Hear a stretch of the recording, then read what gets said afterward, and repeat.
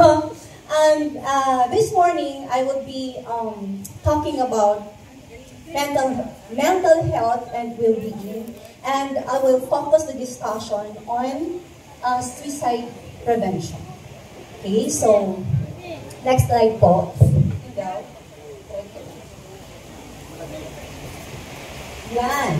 So again, for those who do not know me yet, I am Lynette Gaspay Lapara. I am the Provincial Mental Health Program Manager, the Provincial Substance Use Program Manager, and the Provincial Eye Health Program Manager of Northern Samar. So I am working at the Provincial Health Office, and I'm connected with the Provincial Government of Northern Samar. And I have attended a lot of trainings pertaining to mental health, but one of my favorite and valuable for me is the one that I have attended in Taiwan. So I was in Taiwan for 1 month to attend international mental health training in Kaishan Psychiatric Hospital. And I have contributed during the National Policy on Community-Based Mental Health, the National Policy on Suicide Prevention Strategy last year in Tagaytay City, and I have contributed also during the development of DOH Administrative Order on Mental Health and Psychosocial Support, again in Tagaytay City in 2017. I am a certified mental health and psychosocial support trainer. I am a certified psychological first aid trainer and facilitator, and I lead the team of MHPSS, or Mental Health and Psychosocial Support Team Responders in Northern Samar. Okay, so with that, let me start with my presentation. Okay lang, sige, bigyan na lang. According to the Department of Health, MNS conditions are prevalent, or this is very common. When we say MNS, it stands for mental disorders, neurologic disorders, and substance use disorders. Okay? And according to survey, there are 40 in 100 Filipino adults experience MNS disorders in their lifetime. And then 17% of youth ages 15 to 24 has thought of committing suicide. And 50% of youth aged 15 to 24 have attempted to commit suicide. Okay. Hindi na lang ko na. Yung mga isa. Sige, pasensya. Okay, sige. Yan. So, that is the data according to the Department of Health. Kaupay sa pointer, abot yung talatos. Oo.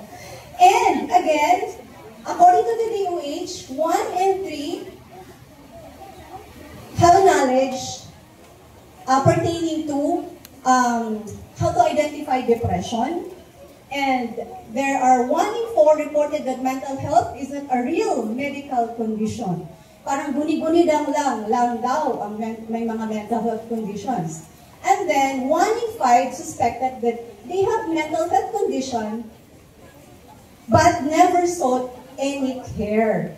So alam na nakaka-experience ng mental health condition pero ayaw magpa-check up because of stigma. Okay? So, with that, sa Northern Samar po, ito po currently ang mental health cases natin. And I'd like to highlight ko po dito ang suicide. Last year, we have 14 na na-report. And this is a sad figure because, as I said, during the MANCOM committee meeting last June 6, na dapat walang tao na namamatay because of suicide because suicide is 100% preventable. If we only know if we only know the risk factors, the warning signs, the interventions, and the protective factors on suicide. So that will be the focus of my discussion this morning.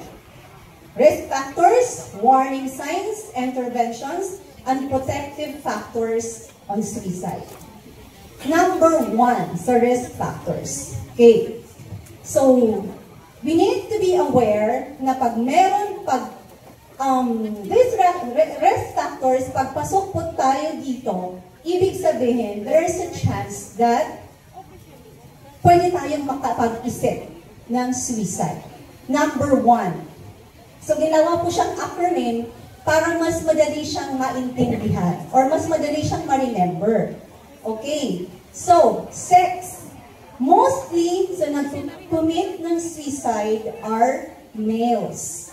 Or, sabihin na natin, mostly sa namamatay because of suicide are males. Madami ang nag-attempt, but most of them, ang namamatay is mga lalaki. Okay. Age. Letter A for age. Under 25 and over 45 years old. Pasok? O you have to check kung pasok tayo dito. Okay? Number 3. So, risk factors ha, ang acronym natin is SAD person. So, letter D, depression. Are you experiencing depression? So, ano ba ang signs and symptoms ng depression? So, ito po yun. Depression is not just sadness, but depression is sadness accompanied by pain for no reason, overeating or appetite loss, feelings of guilt and worthlessness, trouble concentrating, hindi ka makapag-form kahit isang sentence na English. Okay? Loss of interest in things that brings joy. Kung dati you love shopping, you love singing, you love dancing, so yan na, ato ka na lang, nagkikinaturog. Okay? Suicidal thoughts, irritability, fatigue or extreme tiredness, insomnia, hindi makatulog, and isolation. So, pag meron po kayo dito, may sadness and then may any form of that, it's most probably that you are experiencing depression. And I am not telling you to diagnose yourself. If you or someone you know is experiencing this kind of symptoms, you seek professional help. Go to a doctor and para ma-evaluate ka and mabigyan ng gamot kung kailangan. So may treatment for depression. Nagagamot po ang depression. Okay? Balik tayo. So, letter P na tayo. Letter P stands for previous suicide attempt. So, previously ba, nakapag-isip ka ng mag-suicide? So, that is a risk factor. Letter E, excessive alcohol or substance use. Okay, sige inom. Because, according to them, sa mga nagiinom, it's one way of forgetting the problems. Okay. Letter R, rational thinking loss, or those who are experiencing psychiatric disorders. Distorted na ang reality nila. Okay? Separated or single. Hoy! Risk factor pala, waray love life. Oh my God! Ala, pag-isip-isip lahat. Pag malalove life na. Okay? And then, organized plan. May plano ka na. So how can we tell that you have an organized plan? You have the will to do it, and you have the plan when and how to do it. Okay? That is an organized plan. And then, no social support for letter N. So, waray ka man makaistorya, wala kang kaibigan, no family members are there to be with you, to help you. And then, letter S, sickness. or serious illness such as cancer, mga stroke. So, yun yung mga tao na nag-iisip na it's better to die than di maparasilbihan sila. Okay? So, these are the risk factors of suicide. If you or someone you know ay pasok po dito, so please nurture yourself, intensify your coping, because it might happen to you. Okay.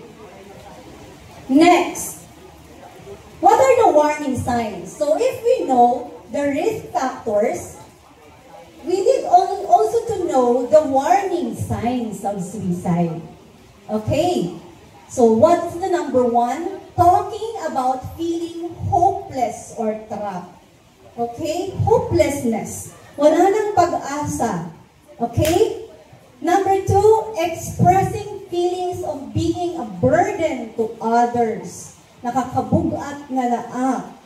Okay? Withdrawing from friends, family, and activities.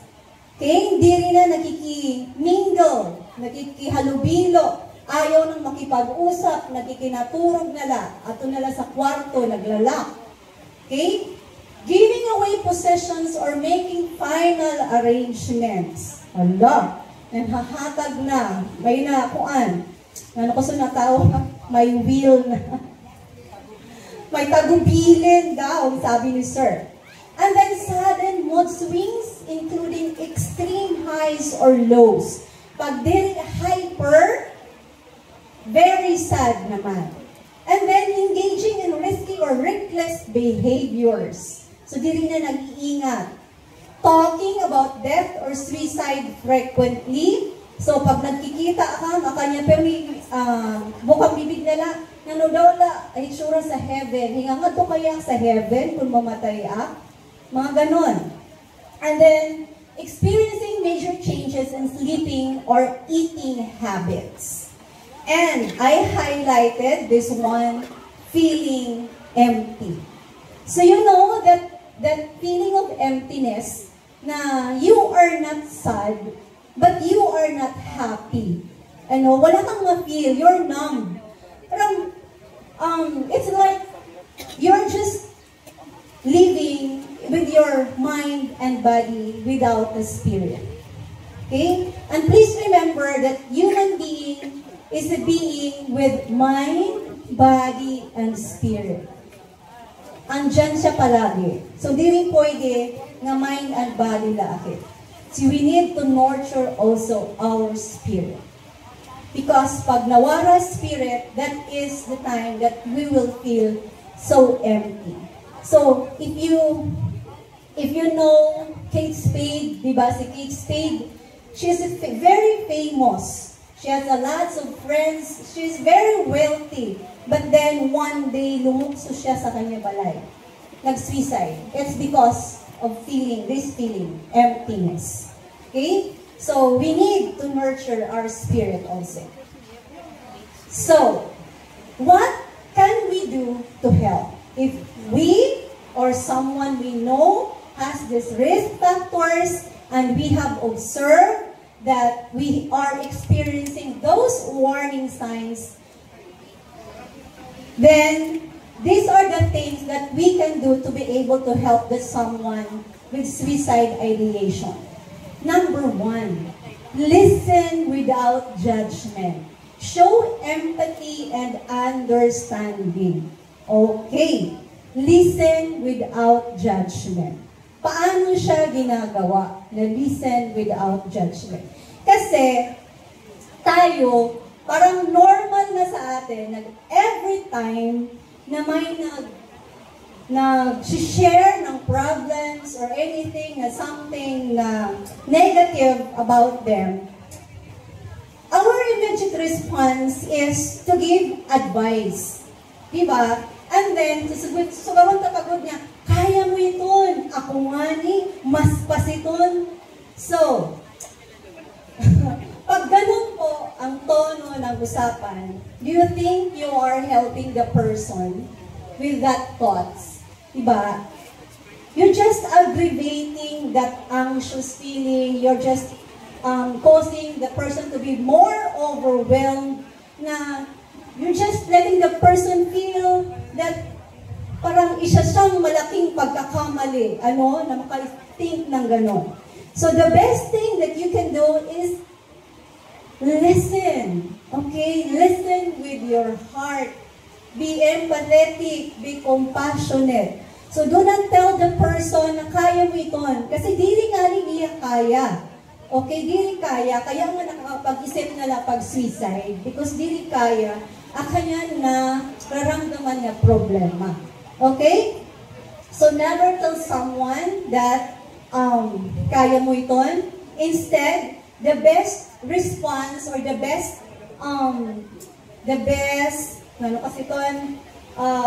statement that you can tell the person is, it will pass. No matter how difficult your situation is, it will pass. Hindi man yan na, diri man buwas, diri otro buwas, but eventually, no matter how hard your situation is, it will pass. If you cannot fight, it's okay, just survive.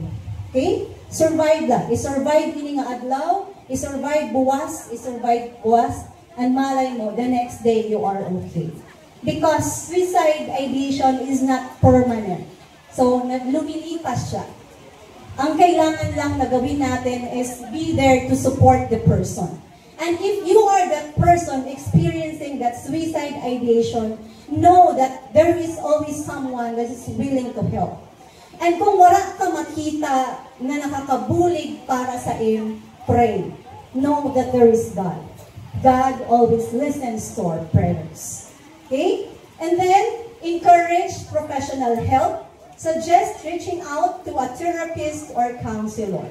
Dili po sa Northern Samar, yaukit sayo mo psychiatrist, si Dr. Vincent Vilicina.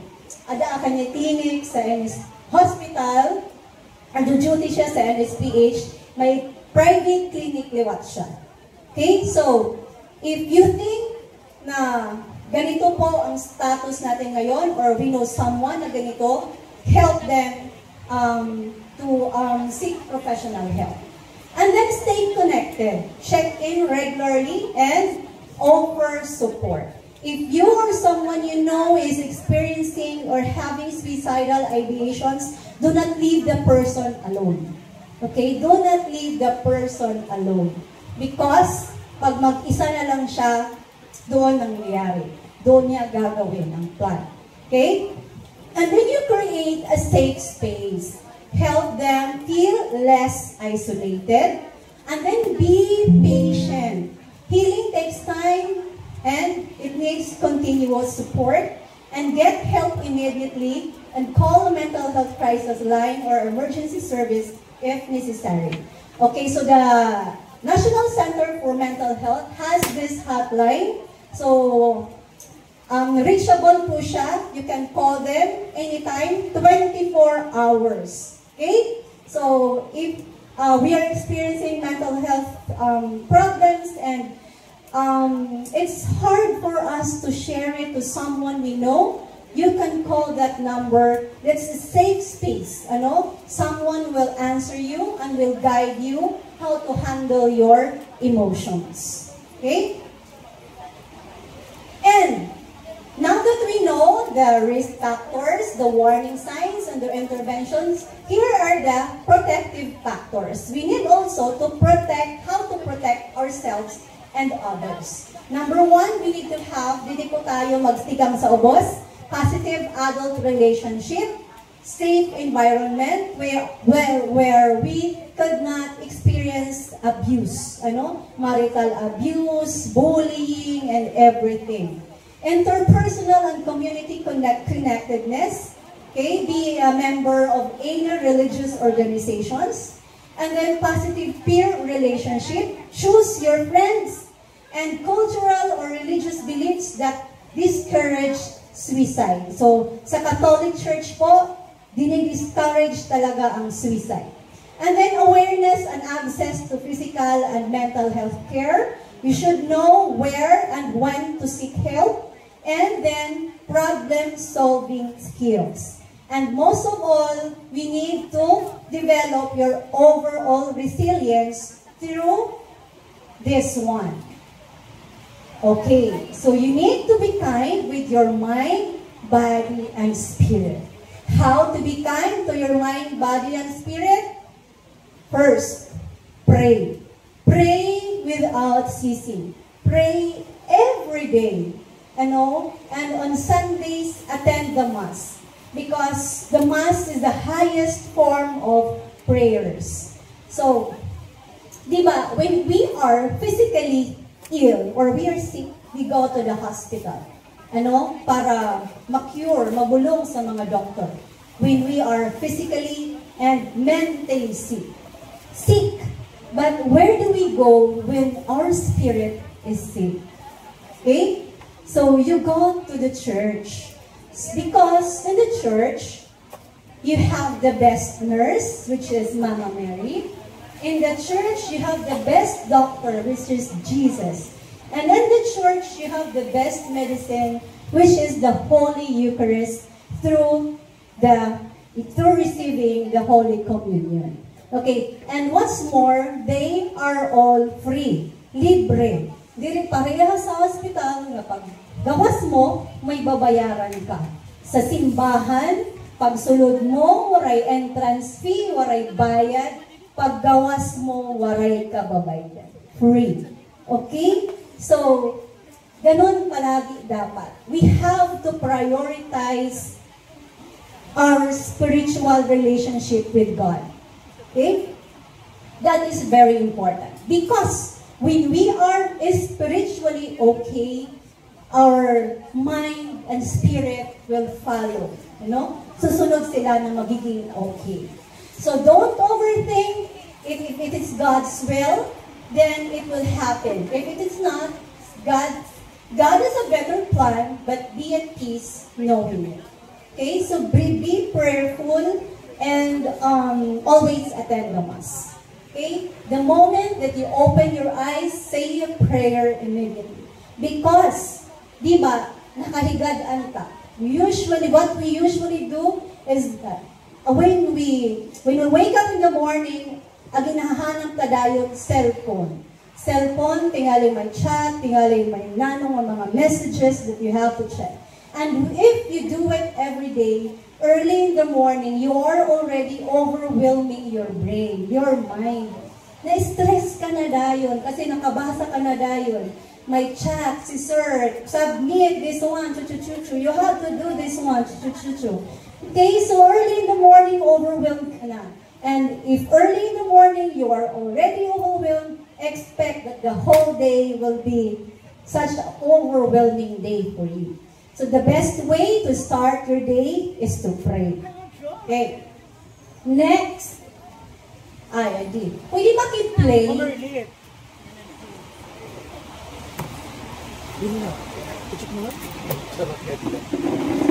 Ay, oray sound.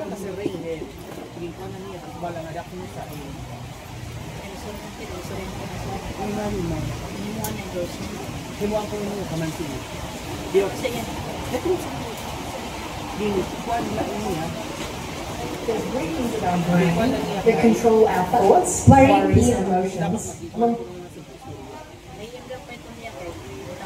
Thank you. The world of science has finally caught up to the healthiness of holiness.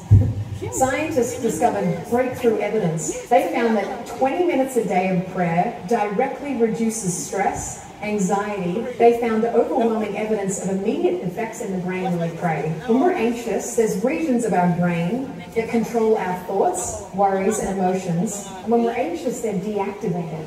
And procrastination is amplified. But after a 20-minute period of prayer, these brain regions, amazing, they're reversed to their proper full potential. Prayer is for you. And we're more human with it. And you don't have to be a monk to benefit from it. And routine is key.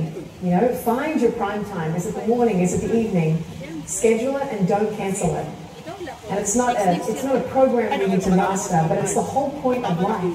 And if we miss this, we'll miss the best parts.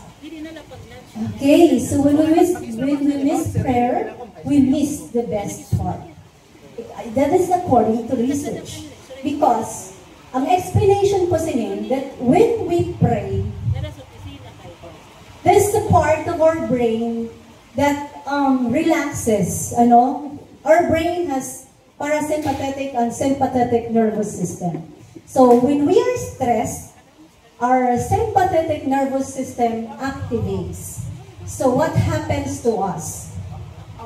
When the sympathetic nervous system activates, kumikipot po ang ato blood vessel. And when our blood vessels constricts, nahihirapan ang dugo na mapunta sa puso, mapunta sa utak. Okay? At pag nahihirapan siya, napihirapan ang puso, mas mag-e-effort siya to pump blood.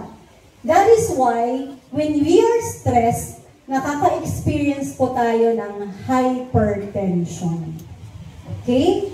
Diba? Na-experience niyo, pag na-stress ka, nagsusuling-ulong, tapos pag BP mo, 150, 100. Because your sympathetic nervous system is active. So what is the best way to counteract the effect of your sympathetic nervous system? You have to tap your parasympathetic nervous system. So your sympathetic nervous system and your parasympathetic nervous system, diri po siya nagpo-function together. When one lights up, one shuts down. And then when the other shuts down, the other one lights up. So, para mag-shut down a sympathetic nervous system, which is the cause of your stresses, you pray. You meditate. Bago dito, 20 minutes of prayers has a direct effect on our brain. Okay. Yun. And then, what else? Build a network of support. You need to have safe space. Safe space does not only pertains to a place. That could be a person. Find your safe space. Find your person. That person wherein you can tell anything, and that person will keep your story confidential. That person will not judge you. That person will respect you. And that person will be kind always, no matter kung nano ka mo nahimo nga sala sa kalibutan. Okay? And be that kind of person also. Be a safe space also. Okay? What else?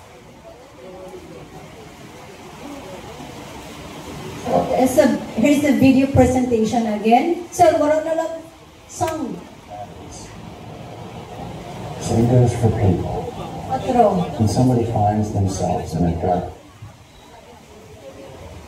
when a flashlight starts to flicker and grow dim, you don't toss out the flashlight. You change its batteries. Same goes for people. When somebody finds themselves in a dark place, you don't toss them aside. You help them charge their batteries. Someone might need a AA, attention and affection. Or maybe a AAA, attention, affection, and acceptance. Or maybe they need a C battery for compassion. Or how about a D for direction? And after all that, if they still refuse to shine, simply sit with them quietly and share your light. Okay, so, yun. Just sit with them quietly and share your life. Be a safe space. Be nice, be kind. Because the world is so chaotic. Kasamo, kaya kadamo si suicide. And, yan na, matiga-graduation, ayun makaharadok na naman. Because, it is really, may study talaga ito. Kapag may graduation, may suicide cases. Just like what happened 3 years ago. So, yun. Just, let us all be kind. Nga tanan teachers. So, kung estudyante, may mga teachers din may non-teaching staff. Kung imposible talaga para sa estudyante ang makapasar, makagraduate, just be kind. Ang bago pa, if you cannot yeah, if you can do something to help them, just don't harm them. Okay? Ayaw na pag-insulto, ha? Okay? Because words are so powerful. It can make or break a person. Okay? And then what else? Practice mindfulness. And because mindfulness also has the same effect with prayers. Okay? Being mindful or deep breathing, doing deep breathing exercises can help calm our mind, can help calm our brain. So in the morning when you wake up, 20 minutes of prayer, 10 minutes of deep breathing, and you're all set for a beautiful day. Okay? And know your circles of control. Know the things that you can and you cannot control. Because if you are a controlling person, it just adds stress into your life. You cannot control other people's opinion, other people's thoughts, other people's feelings, but you can always control how you respond to other people. You can always control your thoughts, your feelings, your emotions, your response, and everything about yourself. Okay?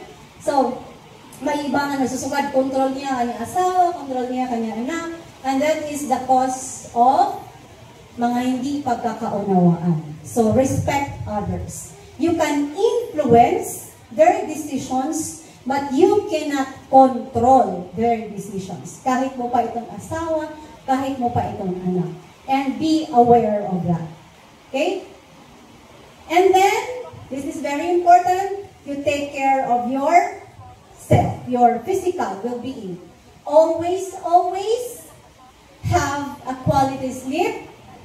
Stay hydrated. This is very important. Move and build strength or exercise. Exercise is very important, lalo na sa aga, in the morning. As much as possible, you develop this habit. Kahit walking, libre a walking. Especially in the morning where you can get the early morning sunlight. Why? Because walking early in the morning produces or makes the brain produce endorphin. Okay? Endorphin is a brain chemical that is the best pain reliever. Okay? So, if you are in emotional pain, you're suffering from emotional pain, go walking because walking can help you survive the pain that you're having. It's the best painkiller, endorphin. Okay? And then, schedule well visits. Bisan you feel you're okay, go to the hospital pa check up la, random check up. And then, fuel with healthy foods, especially fruits and vegetables. Because according to study, if we eat more fruits and vegetables, our stomach produces serotonin. Na yung serotonin na yan, i-deliver papuntang brain that makes us the feeling of happiness. That gives us feeling of happiness, serotonin. And then, get the early morning sunlight. What else? Yan. For us to have an inner peace, we need to have this 10 self-affirmation for self-love. So, every day, you tell yourself, pag stress ka, I release any stress or anxiety that is flowing through my body. At the end of the day, you have to release all the negative feelings that you have. Release them for you to have a better sleep. And then affirm yourself that you are wonderful, you are amazing, you are beautiful, you are happy, you are kind, you are nice. What else? You are the best. Ano? Kasi ikaw lang na pwede magsugad sa iyong kalugaring. Waray iba. Ikaw lang. Okay? Di ba, sir? Oo. You tell that to yourself. You remind yourself every day. I am nice. I am beautiful. I am kind. I am blessed. Okay? Kasi, our subconscious mind absorbs those positive affirmation.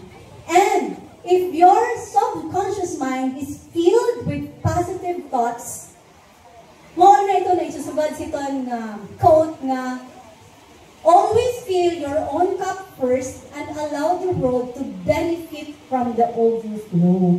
So it shows, it shows. If you tell yourself always that you are nice, you are kind, you are beautiful, you are blessed, it shows. Okay? And that is true. Because I do practice it. I do practice it every day. Every day when I wake up, I pray, I meditate, I go walking, tapos habang nag-walking i-confirm niya aking susugad sa akong self. I am beautiful, I am kind, I am nice, I am blessed, I am bright, I am smart. Diba? Because no one will tell you that.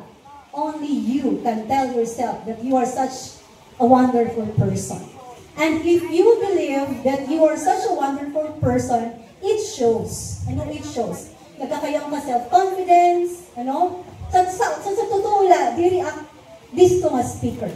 But because I practice it and I tell myself that I am the best, I am the best. Bahala na lang iba diri magsuon nga di react. Basta I am the best that I am. So, it shows. Oh, you practice it. That's powerful affirmations. Every time that I feel I'm not confident, I just pray to the Holy Spirit. So, Holy Spirit, fill me with your grace and peace, guide my thoughts and actions, and let me ever back to you. Come, Holy Spirit, come, Holy Spirit, come, Holy Spirit, and I'm ready right now. Okay? Yun po, I'm just sharing, kasi ang bagaw, ano na yun? Practice what you preach, because how can you be able to share the things that you yourself you cannot experience? You have to experience it first before you share it to others, because it means that it is very effective. Okay, so yun, I practice what I preach. Okay, and then here's gentle reminders I would like to share with you that do not make decisions when you are extremely down and sad. When you are extremely down and sad, let it pass. Do not make major decisions. Okay? Do not think of killing yourself. Okay? Problems are temporary. Okay? And suicide is a permanent solution to a temporary problem. Okay? So no matter how down you are, just survive and it will pass. And your feelings or emotions are valid. When you are feeling down, remember that you are not alone. Remember that there is God. Okay? And what else? Always remember that even if you are alone in life, you are beautiful and you are more than enough. Yes. And then this is the best. Enjoy every moment of your life because we never know kung hanggang saan lang ang buhay natin. So enjoy, enjoy, enjoy. Make your day a happy day every day. Okay? So ayaw pagpakuan sa stress. Ayaw pagpadaog sa stress. Because stresses are normal. All you have to do is manage them. And never lose hope. No matter how difficult your situation is, it will always change. Okay? Nothing is permanent in this world. And altogether, let us promote mental health at home, in school, in the workplace, in the community we're in, because there is no health without mental health. So big thanks to you all. Any questions? Kasi sabi ni Sir Peter, may Q&A.